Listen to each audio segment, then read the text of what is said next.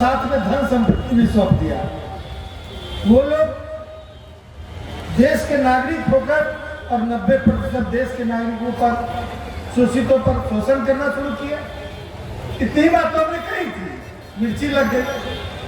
और जब केवल जी पिछले वर्ष जब जगदेव बाबू का 100वां जयंती वर्ष समाप्त होने वाला था, तो पटना के एक हॉल में हम लोगों ने सम्मेलन किया और वो जगदेव बाबू के जन्म शताब्दी समारोह के रूप में उसको जाना गया।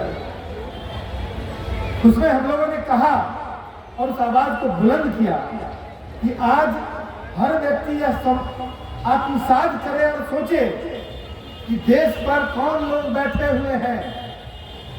एक नरेंद्र मोदी जो बाद में पिछड़ा अपने आप को घोषित करते हैं 2002 में, अपने समाज को पिछड़ा समाज में शामिल करके और ये बताने की कोशिश करते हैं कि हम पिछड़ा हैं।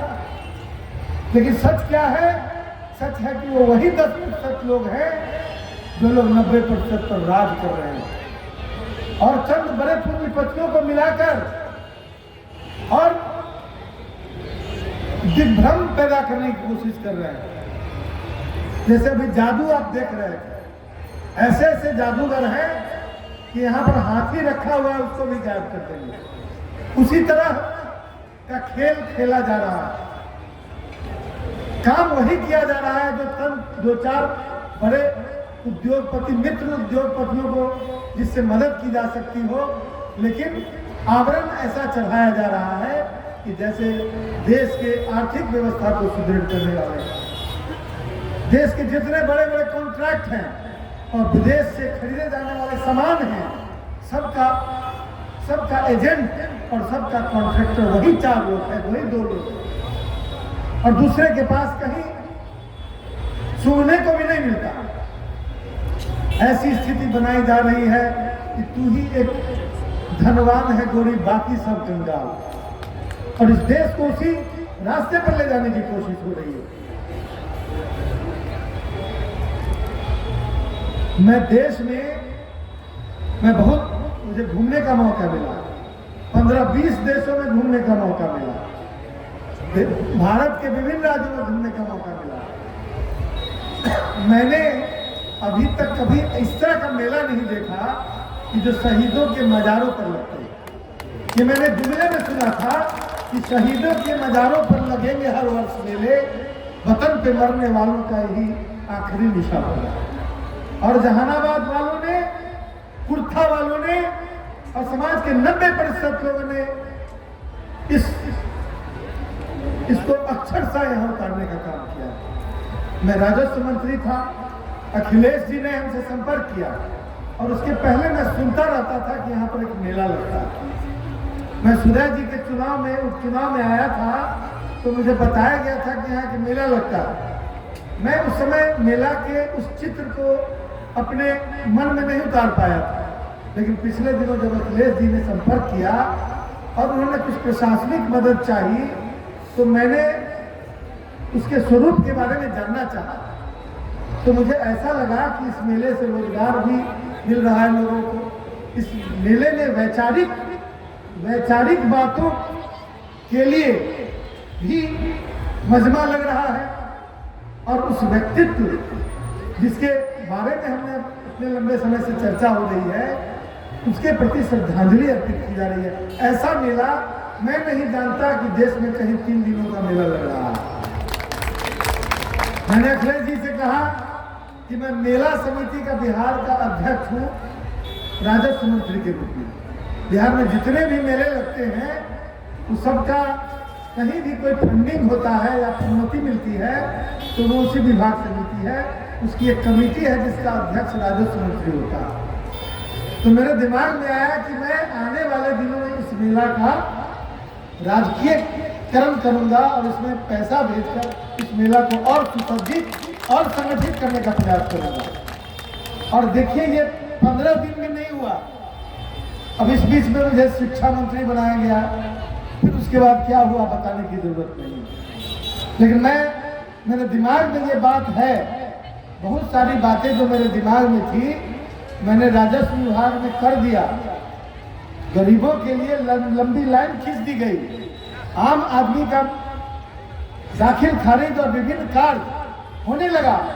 आने वाले 6 महीने में आप देखेंगे कि आपको सीईओ के ऑफिस में जाने की जरूरत नहीं होगी, घर पर बैठे बैठे सारा काम होगा। अब हो रहा, काम शुरू हो गया। जानकारी क्या अभाव, जब हमने निर्णय लिया, हमने ऐप बनाया, हमने विज्ञापन देने के लिए कहा, तो मुझे लगा कि कहीं ना कहीं से रोका जा रहा है विज्ञापन। ऐसा लग रहा था कि हम लोग के जाने का इंतजार हो रहा है, तब उसको विज्ञापित करते थे। काम तो आलोक नेता ने किया। लोग भूल जाएंगे कि कब ऑनलाइन दाखिल खारिज और ऑनलाइन ऑब्जेक्शन, ऑनलाइन नक्शा और तमाम चीजें ऑनलाइन कब हुई, ये लोग नहीं भूलेंगे, क्योंकि यह इसी समय हुआ। और इसी समय कोई गरीब आदमी का भी म्यूटेशन सीरियल नंबर से होगा, चाहे वो लाखपति हो चाहे खाटपति हो। यदि अपना दाखिल खारिज करना चाहता है, जब उसका नंबर आएगा तभी होगा। ये व्यवस्था हम करके आए और इस तरह की व्यवस्था से पारदर्शिता बढ़ी है, भ्रष्टाचार घटा है। यह विभाग भ्रष्टाचार के लिए जाना जाता था, हमने उसको मिनिमाइज करने का काम किया।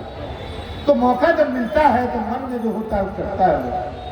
तो मेरे मन में भी है कि कभी मौका मिला तो इस मेला को मैं राजकीय मेला बनाऊंगा और इसमें सरकार का फंड आएगा और सुसज्जित और व्यवस्थित होगा और इसको एक देश के लिए एक नजीर पेश करेगा। हम आजकल बहुत सारी बातें हुई, हमारे फतेह बहादुर भाई ने पिछले दिनों कुछ बातें कही और बहुत सारे साथियों ने बातें कही। हमें खेद है इस बात का कि इस देश का माहौल ऐसा बनाया जा रहा है कि जैसे आप अंधे हो जाए, सिर्फ और सिर्फ धर्मांधता में समाप्त हो जाए, आप बाकी सब चीज भूल जाए। धर्म का स्थान मेरे जैसे व्यक्ति के लिए जो एक आस्तिक है, धर्म का स्थान राजनीति से बहुत ऊंचा है और धर्म को घसीट कर राजनीति में लाने का जिन लोगों ने काम किया है उसको ऊपर वाला कभी माफ नहीं करेगा, क्योंकि धर्म का वो हस्र नहीं होना चाहिए। आज जो स्थिति बना दी गई है, इस वैज्ञानिक युग में भी विश्लेषणात्मक बात, तार्किक बात करने की मनाही से दिख रही है। यदि फतेह बहादुर जी ने कुछ कहा दिया, अथवा जारी है, अरे ये तालिबानी कानून लागू करने की कोशिश कर रहे हैं। आलोक मेहता ने कुछ बोल दिया, फतवा जारी है। ये कौन लोग हैं फतवा जारी करने वाले? हमने उसे कहा था चूल हिला कर रख दूंगा, उसके बाद मीडिया वालों ने नहीं दिया उसे। मीडिया वालों ने इस बात को नहीं दिखाया। लेकिन मैं धन्यवाद देता हूं सोशल मीडिया को, जिसने पूरे देश में एक तरह की जागृति पैदा कर दी। कहा लक्ष्मण यादव से लेकर और उत्तर प्रदेश में मौर्या जी से लेकर और तमिलनाडु से लेकर महाराष्ट्र तक में उस विषय पर चर्चा होने लगी और लोग पटना में जगदेव बाबू जन्म शताब्दी समारोह मनाया गया था, उसका कैसेट चलने लगा। तब इन लोगों के होश उड़ गया। तब उन लोगों ने बैन लगा दिया कि आलोक मेहता ने चूल हिलाने वाली जो बात की है उसको दिखाना नहीं है तो आग लग जाए। फिर 90-100 हो जाएगा, 90-10 हो जाएगा। 90-10 से डरते वो बचना चाहते हैं। आज प्रजातंत्र में विमर्श का बड़ा महत्व है। विमर्श का वातावरण समाप्त हो गया। सिद्धांत विहीन, सही कहा जग जी ने, सिद्धांत विहीन राजनीति का दौर चल गया और यह खतरनाक है भविष्य के लिए। लोग कह रहे हैं कि हमने 25 करोड़ गरीबी रेखा के लोगों को गरीबी रेखा से बाहर निकाला। तो फिर उस दावा का क्या है कि 80 करोड़ लोगों को 5 किलो अनाज दे रहे हैं? क्या वो गरीब नहीं है? क्या वो गरीबी रेखा से नीचे नहीं है? इसका क्या मतलब हुआ? इसका मतलब हुआ कि 25 और 80, 105 करोड़ लोग गरीबी रेखा से नीचे थे। ये हिसाब उनका गड़बड़ाया हुआ है।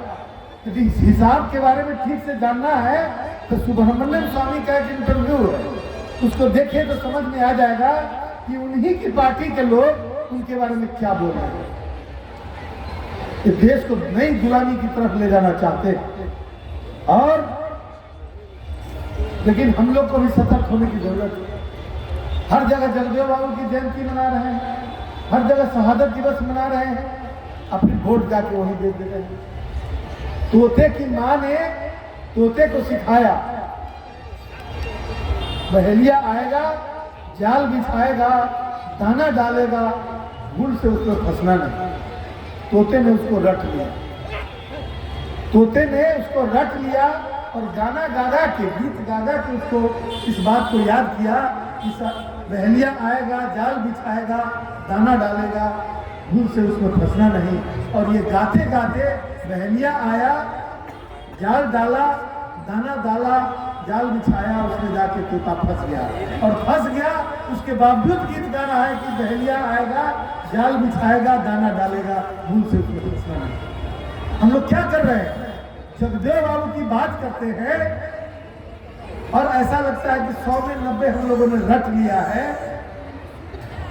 समझा नहीं है। तोते ने यदि समझ लिया होता कि उसकी माँ क्या कह रही है तो शायद उस जाल में नहीं फंसता। तोते ने उसको सिर्फ रट लिया। हम आप लोगों से भी कहना चाहते हैं, रटिए नहीं, समझिए उसको कि उन्होंने क्या कहा। 100 में 90 शोषित है, 90 शोषित है, बोलते बोलते आज 50 साल 40 साल बीत गए। लेकिन केंद्र में बैठे हुए लोग की तरफ आप नजर डालेंगे तो यह जब बताया जाता है कि आपके मंत्रिमंडल में कितने प्रतिशत लोग अगले वर्ग के हैं और कितने प्रतिशत दलित, एक आध दिखाने के लिए दो संख्या बढ़ा दी जाती है, नहीं तो उनसे बड़ाहिल का काम लिया जाता है।